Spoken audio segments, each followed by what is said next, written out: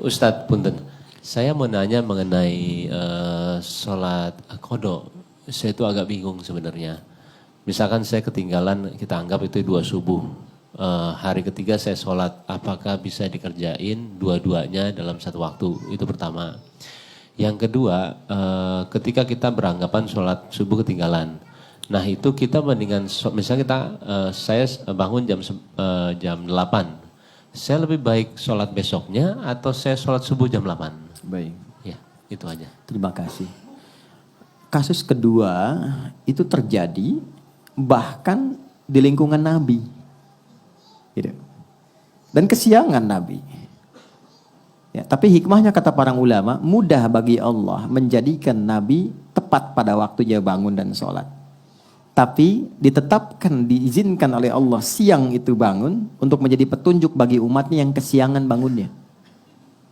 Suatu ketika Nabi sedang dalam perjalanan lalu istirahat. Istirahat menjelang subuh. Ya, biasa rutin tahajud, biasa diperintahkan kepada Bilal bin Rabah radhiyallahu taala anhu. Bilal, kamu jaga.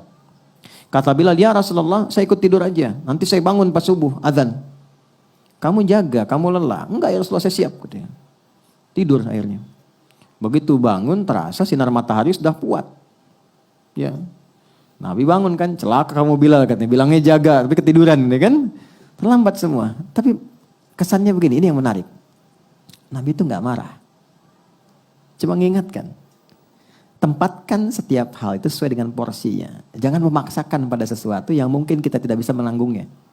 Kalau mau melakukan sesuatu, tauhidkan dulu pada Allah supaya Allah jaga kita. Kita katakan insya Allah. Itu spirit surat Al-Kahf. Singkatnya apa? Nabi langsung katakan wudu semua. Wudu. Dan Bilal seperti biasa.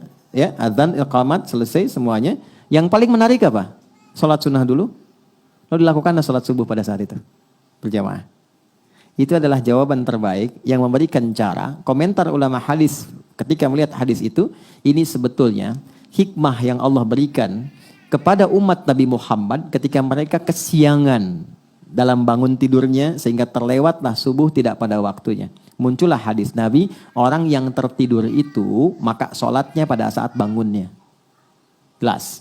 Pertanyaan yang kedua tadi. Jadi kalau ada orang kemudian harusnya subuh itu 4.45 bangun, dia baru bangun 5.44. Nah lewat waktu kan? Maka dia bangun nih, dia sadar. Maka lakukan sholat itu saat bangunnya. Itulah waktu untuk dia menunaikannya. Jadi 5.44 diambil wudhu, dia sholat.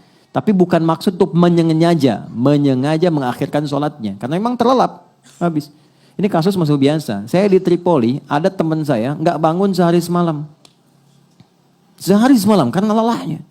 Didorong, digoyang, nggak bangun-bangun. Kita mau jatuhkan dari atas kan nggak mungkin. Dia di level di flat di atas.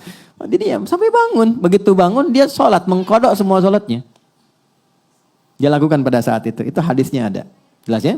Jadi bagian pertanyaan kedua dulu. Jadi kalau tertidur, bangun. Sudah lewat waktu, maka dilakukan itu bukan besoknya. Saat bangunnya, di situ dia lakukan sholatnya. Sekalipun dia bangun di waktu zuhur misalnya. Maka dia sholat subuh dulu untuk mengganti yang sebelumnya, baru masuk ke zuhur. Jelas? Oke. Pertanyaan balik ke yang pertama. Bagaimana kemudian kalau ada rasa kesadaran mendalam? Setelah kemudian terikat dengan situasi dunia, ada getaran kepada jiwa untuk kembali memperbaiki. Pertama syukuri dulu. Syukuri, karena itu mahal. Apa yang harus kita syukuri? Pembuktian keadilan Allah yang selalu memberi kesempatan pada setiap hamba dengan hidayah sampai nyawanya tiba di ujung kerongkongannya. Jadi nggak ada satupun hamba yang hidup yang nggak dapat hidayah itu nggak ada. Yang ada itu yang sudah diberi dia nggak ngambil. Anda tahu Firaun kan? Itu seburuk apa dilukiskan di Quran. Tapi tetap dengan kejamnya itu tetap diberikan 2 nabi supaya sampai hidayah kepadanya. Cuman Firaunnya nggak ngambil. Nah. Siapa yang mengundang Anda untuk hadir di sini? Anda bisa punya pilihan, Anda punya pekerjaan yang lain, aktivitas. Bisa mungkin lakukan ini dan itu. Tapi siapa yang bisa menggerakkan hati Anda? Mas Bae mungkin telepon, Mbak Paula mungkin ngabarkan. Tapi kalau hati Anda tidak pas untuk di situ, nggak mungkin Anda datang.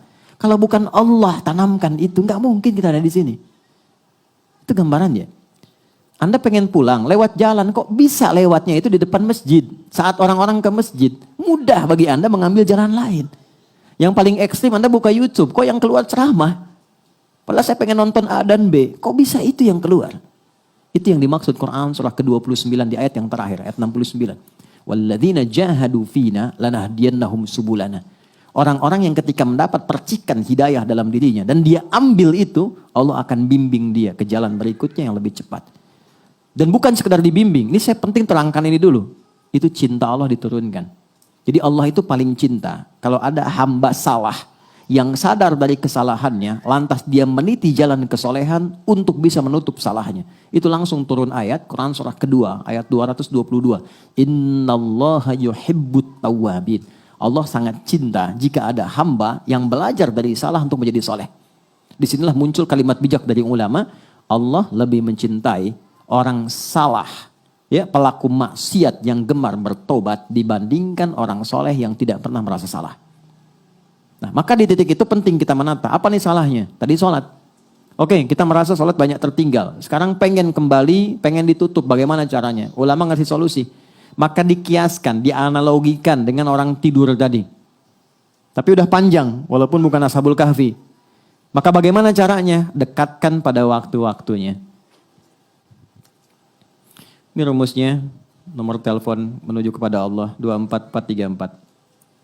Subuh, duhur, asar, maghrib, isya. Oke? Saya nggak tahu udah terlewat berapa lama dulu. Sulit menghitungnya. Gampangnya gini, subuh, begitu sudah dikerjakan, niatkan qadha berikutnya, sholat lagi, niatkan untuk yang sebelumnya. Jelas? Dekatkan dengan waktunya. Itu untuk pertanyaan yang pertama tadi. Sholat dulu sesuai dengan waktu 2 rakaat. Setelah itu, bangkit sholat lagi 2 rakaat untuk nutup yang sebelumnya. Dah. Zuhur 4 rakaat, sholat. Setelah itu, dekatkan untuk nutup yang sebelumnya. Jelas? Baik. Kapan ini dikerjakan? Sederhananya yang gampang.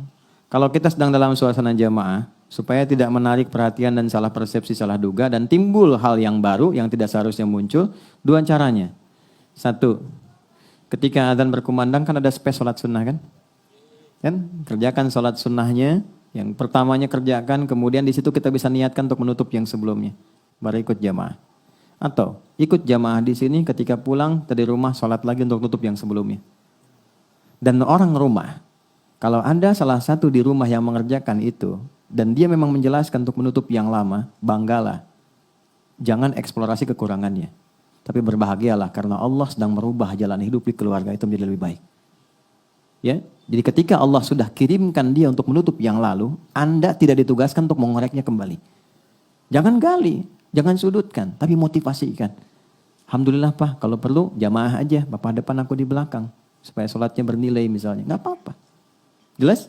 Oh kamu ketinggalan juga? Enggak, buat support kamu aja. Itu biasa dunia. Duhur begitu. Ya, asar begitu.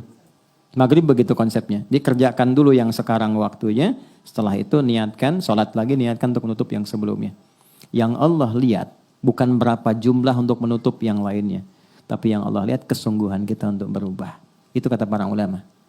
Ya, ada imam berpendapat bahwa ya kalau sudah lupa berapa, itu kita nggak perlu mengkodok kembali. Cukup perbanyak amal soleh yang beriringan dengan itu. Misalnya sholat sunnahnya, kalau di harta tambah sedekahnya, malam tahajudnya. Itu pendapat saja. Tapi Imam Syafi'i dan beberapa yang lain untuk memudahkan silahkan niatkan qadha. Karena prinsip jawabannya itu sama, menunjukkan kesungguhan untuk berubah. Itu poinnya. Jelas ya?